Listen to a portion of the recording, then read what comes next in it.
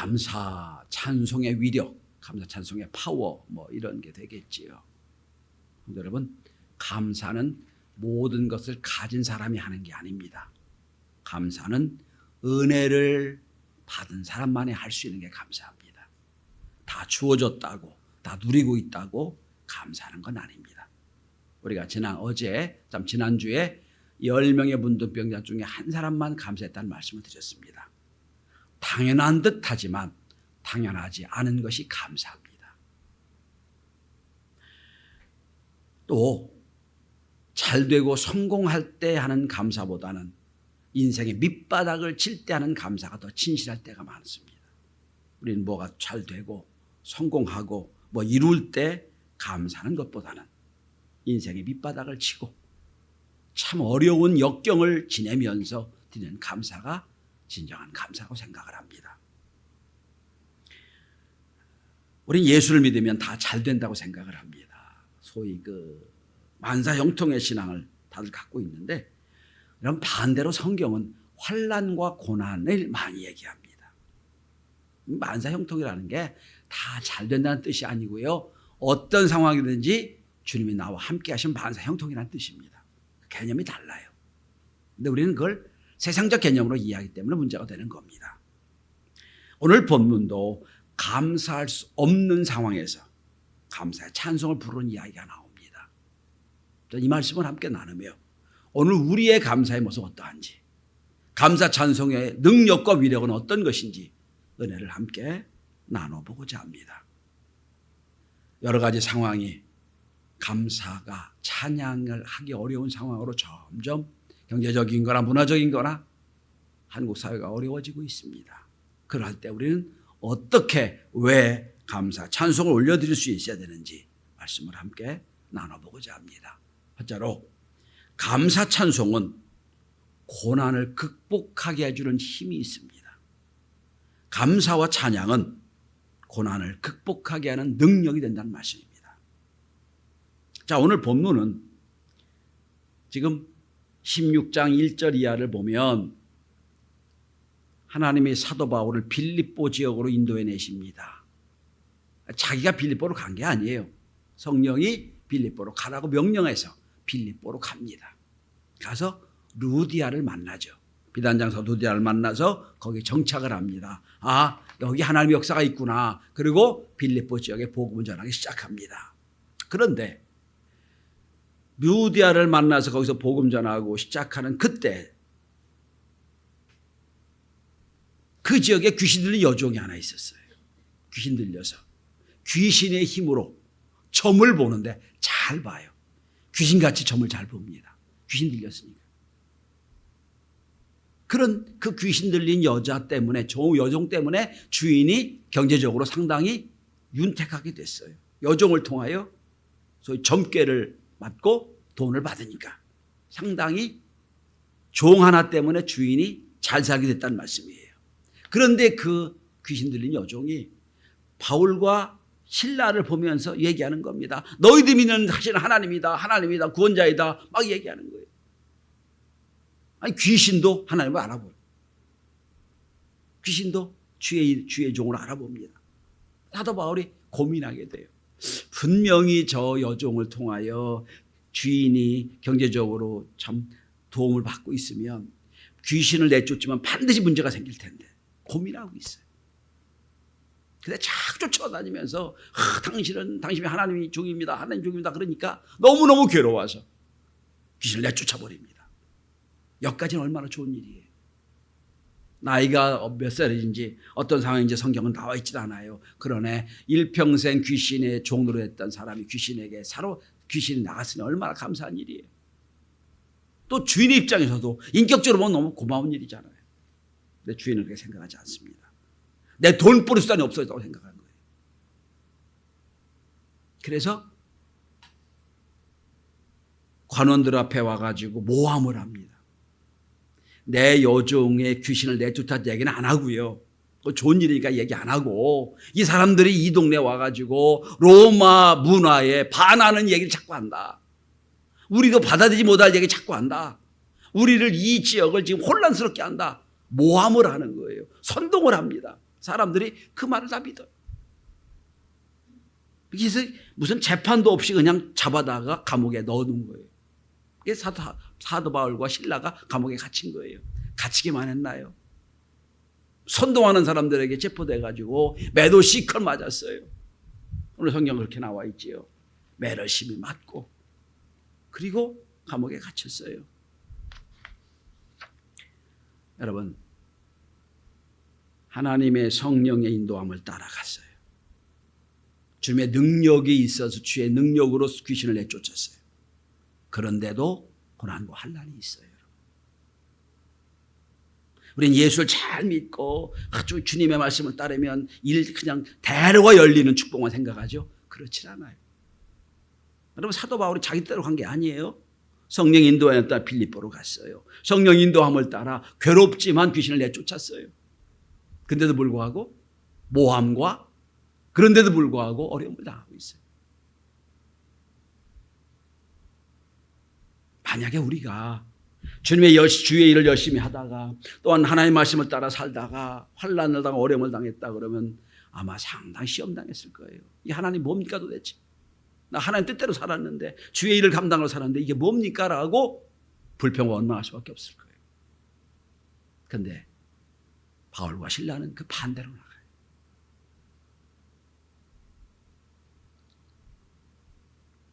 야고보서 5장 13절에 이렇게 말씀합니다. 너희 중에 고난당하는 자가 있느냐? 저는 기도할 것이요. 즐거워하는 자가 있느냐? 그는 찬송할지니라. 근데 여러분, 환난과 고난도 아무나 주는 거 아니에요. 그만큼 견딜만 하니까 주는 거예요. 믿음이 없는 자에게 환난 주면 다 넘어져요. 그냥 견딜만 하니까 주는 거예요. 근데 그걸 넘어가야, 그걸 이겨내야 다음 단계 믿음으로 가는 거예요.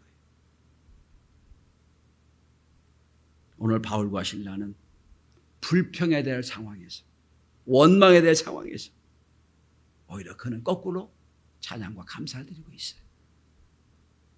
여러분, 지난 6개월 동안 삶이 어땠습니까?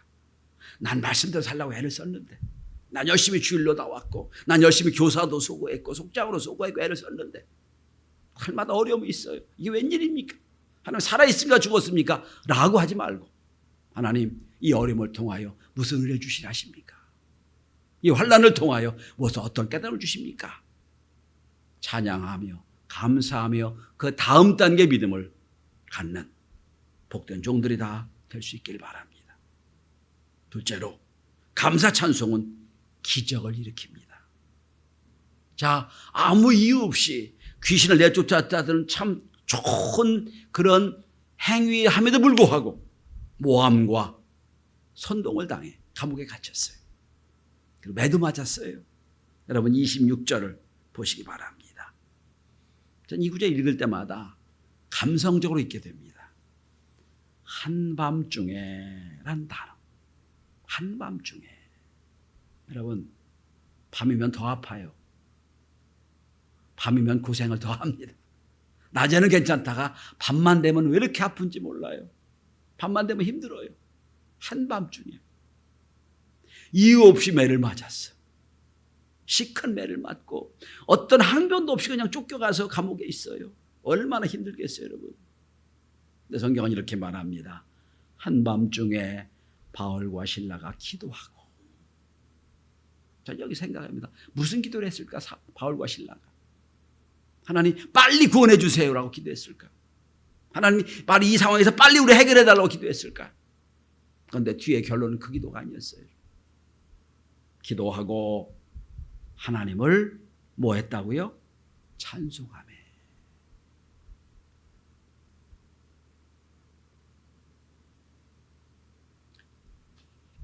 매를 맞아서 쓰리고 아픈 상처를 붙잡고 하나님, 이게 웬일입니까? 이럴 수 있습니까? 라고 원망과 불평하는 게 아니라 싸매면서 하나님, 왜 이런 환난을 주십니까? 기도했겠지. 하나님, 그럼에도 불구하고 감사합니다 라고 기도했겠지. 어느 학자가 이렇게 해석했더라고요. 사도 바울은 매를 맞으면서 그 생각을 했다는 겁니다. 뭔가 상상입니다. 이건 스데반 집사가 돌로 쳐 죽는 상황에서 자기가 거기에 관리자 책임자였죠. 돌로 맞아 죽은 스데반이 하나님께 감사하며 세상을 떠나잖아요. 아마 그 생각을 하지 않았을까? 이건 제 생각이 아니에요. 어떤 신학자가 이렇게 써놨더라고요. 충분히 이해가 됩니다. 내가 스데반 집사를 죽였는데 그때도 설했을 텐데. 그리고 찬양을 했다는 거예요.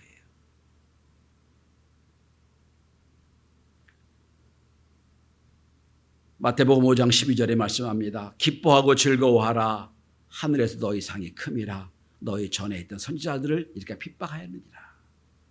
그리고 사도행전 5장 14절. 사도들은 그 이름을 위하여 능욕받는 일에 합당한 자로 여기심을 기뻐하면서 공의 앞을 떠나니라. 그러니까 오늘 사도 바울과 빌라는 감사할 수 없는 중에 감사한 거예요. 감사가 불가능한 중에 감사한 거예요. 이게 진짜 감사예요. 다 이루어지고 기도가 응답이 되고 다 성공해서 한 감사가 아니에요. 너무너무 이해가 안 되는 그런 점에서 감사해요. 우리가 잘 아는 스포전 목사님의 감사에 대한 지혜가 있지요. 스포전 목사가 했던 감사의 10계명입니다. 잠깐 소개해드리고 우리가 알고 있는 맨 마지막 단계 억구를 소개합니다. 첫째, 생각이 곧 감사다. think와 thank는 어원이 같다. 둘째, 작은 것부터 감사해라. 바다도 작은 물강부터 시작됐다. 세 번째, 자신에게 감사하라. 성 어거스틴 이런 말을 했다. 인간은 높은 산과 태양과 별들을 보고 감탄하며 감사하지만 정작 자기 자신에 대해서는 감탄하지 않는다. 넷째, 일상을 감사해라. 숨 쉬는 것이나 맑은 하늘을 보는 것처럼 절대 할 수 없는 것에 대한 감사를 해라. 다섯 번째, 문제를 감사해라. 문제 뒤에는 항상 해결책이 있기 때문이다. 여섯 번째, 더불어 감사해라. 장작도 함께 쌓여있을 때 더 잘 타는 법이다. 할 수 있다면 더불어 감사해라. 일곱 번째, 그럼에도 불구하고 감사해라. 결과를 보고 감사하지 말고 문제 앞에 드리는 감사를 해라. 여덟 번째, 잠들기 전에 감사해라. 아홉 번째, 감사의 능력을 믿고 감사해라. 감사에는 메아리 효과가 있다. 감사하면 감사한 대로 이루어진다. 그리고 열 번째, 우리가 잘 아는 이야기죠. 모든 것에 감사해라. 별빛 때 감사하는 자에게는 달빛을 주시고 달빛 때 감사하는 자에게는 햇빛을 주시고 햇빛에 감사하는 자에게는 영원히 지지 않는 주님의 은혜의 빛을 주신다. 이 구절 우리가 너무 잘 아는 구절이죠. 이 구절이 스포전 목사님의 10가지 감사의 10계명이에요. 그러니까 여러분, 희미한 별빛을 보고 감사할 때는 달빛을 주시고 달빛을 보고 감사할 때는 햇빛을 주시고 햇빛을 보고 감사할 때는 영원히 끊어지지 않는 은혜의 빛을 주신다는 거예요.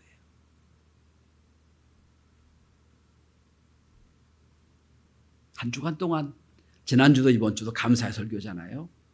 감사의 설교를 준비하면서 이게 과연 될까 싶은 억구가 하나 있었습니다. 황성주 박사의 책에 나오는 억구인데 한번 들어보십시오. 감사할 게 없다고요? 참기름 쥐어다듯 쥐어짜 보세요. 그러면 생각지도 못한 감사가 나올 겁니다. 이게 될까 하는 생각을 해요.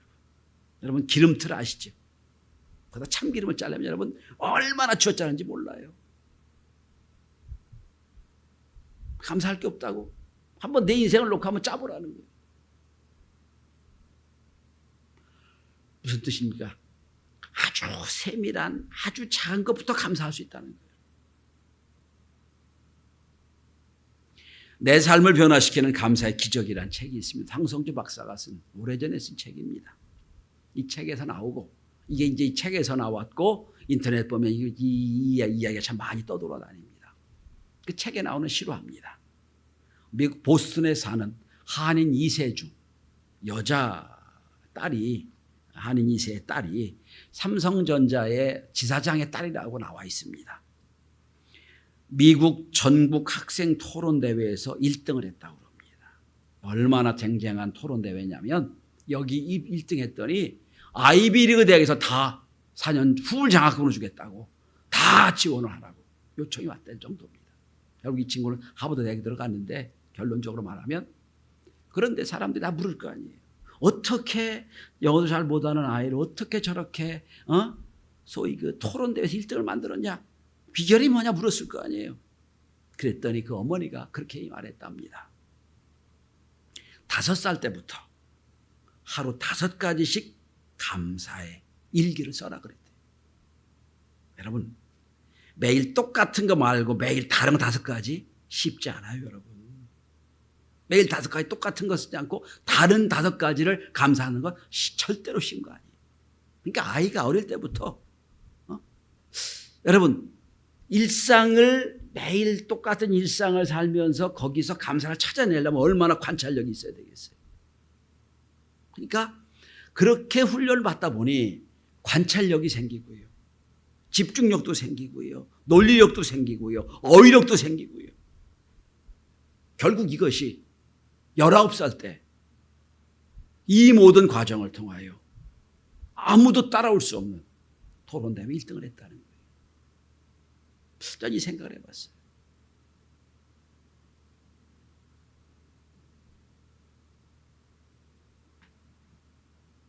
그냥 아이고 하나님 감사가 아니라 생각하는 거예요. 지금 감사할 게 뭐 있을까? 지금 내가 하나님이 나에게 주신 여건 속에 감사할 이유가 뭐 있을까? 생각하는 거예요. 다시 말씀드릴게요. 감사할 게 없습니까? 참기름 쥐어짜듯 짜보세요. 생각지 못할 감사할 일이 많이 하실 겁니다.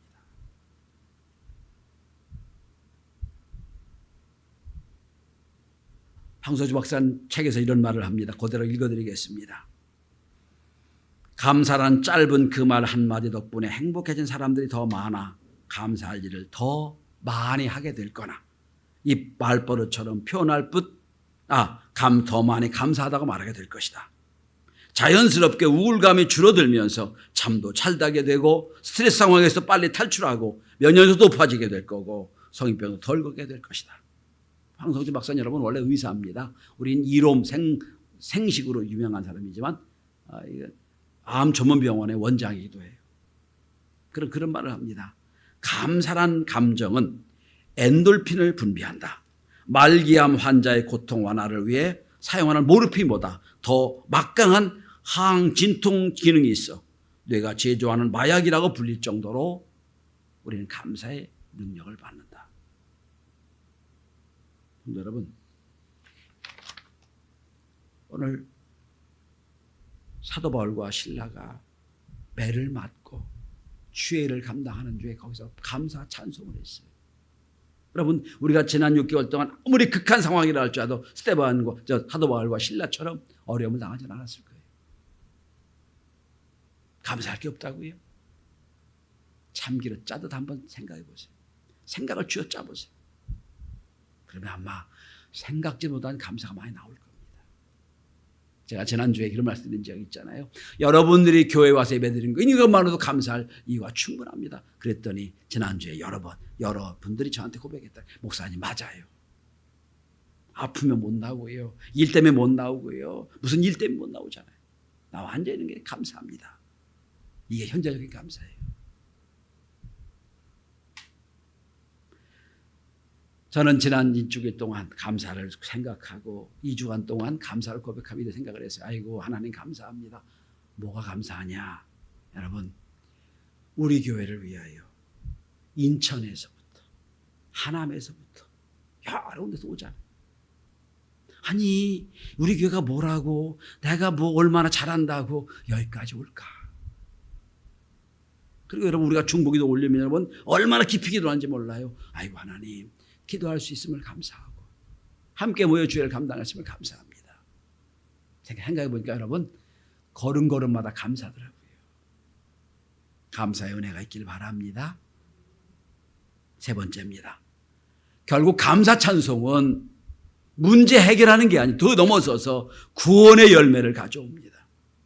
오늘 본문 한번 보시기 바랍니다. 자, 25절입니다. 한밤중에 바울과 신라가 기도하고 하나님을 찬송하며 주수들이 듣더라. 조용히 찬송한 게 아니란 뜻이죠. 많은 사람이 그 감옥에서 다 들을 정도로 찬양했다고 기도했다는 뜻입니다. 홀로 한 게 아니야. 다 알려주도록 찬양하고 기도했다는 거예요. 그랬더니 26절 이에 갑자기 큰 지진이 나서 옥토가 움직이고 물이 걷다 열리며 모든 사람 메인 것이 벗어진지라. 지진이 일어난 거예요. 지진이. 기도할 때 찬양할 때 지진이 일어났어요. 여러분 우리 지난 금요일 날 여호사밧 왕의 승리를 배웠어요. 그죠? 찬양을 시작할 때 어떤 일이 벌어져요? 하나님의 역사가 나타났죠. 그러니까 여러분 안 된다, 힘들다, 어렵다 하지 말고 먼저 감사를 먼저 고백해 보세요. 그러면 우리도 우리 인생도 이에 뒤에 어떤 일이 벌지 우리 모르잖아요. 자, 근데 여기서 중요한 겁니다. 자, 지진이 일어나요. 죄수들이 막 다 도망갑니다. 탈출을 해요. 만약에 여러분 사도 바울이 아니면 사도 바울과 실라가 하나님 여기서 빨리 우리 해결해 주십시오. 빨리 우리를 여기서 나가게 해 주십시오라고 기도를 했다면 빨리 도망가야죠. 기도 응답 받았으니까. 그죠? 근데 그 기도가 아니었어요, 여러분. 막 다른 주가 다 도망가는데도 거기 앉아 있어요. 그러니까 간수가 다 도망간 줄 알고 내가 분명히 문책당할 줄 알고 죽으려고 하는데 바울과 실라가 말합니다. 우리 여기 걱정하지 말고 우리 여기 있다. 여러분 오늘 이 간수 입장을 생각해 보세요. 얼마나 두렵겠어요, 여러분. 다 도망가는데. 저 사람들은 누구이기에 여기 도망갈 상황에서 저렇게 앉아 있을까? 얼마나 겁이 났을까요? 저 사람들 누구야 도대체?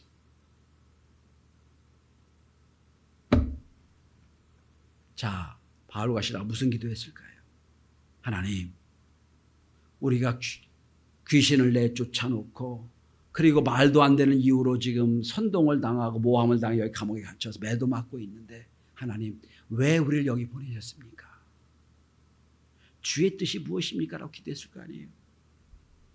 하나님 여길 보내실 뜻이 무엇입니까? 그 기도의 응답이에요.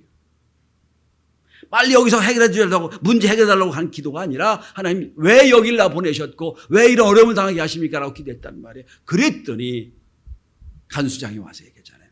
벌벌 떨며 말합니다. 내가 어떻게 구원을 받겠습니까? 물론 이 구원은 우리가 말하는 구원은 아니에요. 같은 구원이지만 다르죠. 이 여기서 내가 어떻게 해야 살겠냐 이런 뜻이에요. 하도 많은 걸 뒤집어 놓지요. 주 예수를 믿으면 너가 구원을 받으리라. 확 돌려놓지요. 여러분 하나님이 왜 빌립보 감옥에서 이렇게 어려움을 당하게 했느냐? 이 간수를 구원하기 위해서예요. 간수를 구원. 그러니까 감사기도는 영혼을 구원합니다. 이게 가장 축복이에요. 감사기도는 뭐 엔돌핀이 나오고 문제를 해결하고 주신 축복이 아니라 더 중요한 것은 감사기도를 통하여 나도 알지 못하는 사이에 영혼 구원의 역사가 있다는 거예요. 근데 여러분 이런 경우 보시죠. 저 정도 상황이면 인생을 포기할 상황이야. 저 정도 어려우면 난 세상을 끝냈을 거야. 근데 그거 견뎌냅니다. 우린 존경스럽죠. 어떻게 견뎌내냐?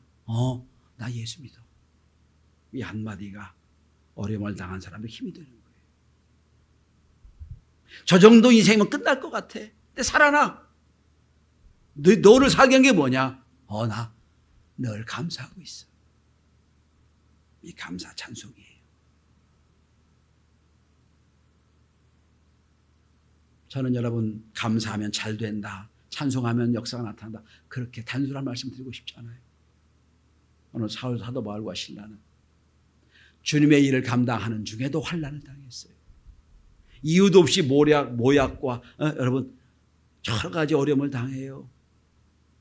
그 해결하다는 기도뿐 아니라 더 중요한 기도. 하나님 여기서 나를 통하여 무엇을 원하십니까? 기도할 때에 그리고 찬양할 때 써주신 하나님을 찬양할 때에 놀라운 역사를 경험하게 되는 거예요. 2023년 하반기 시작을 합니다. 우리도 하루 5번씩 새로운 감사를 찾아서 하나님과 동행하는 주님께 영광 돌리는 감사의 삶을 사는 저와 여러분이 다 될 수 있기를 바랍니다. 기도합니다.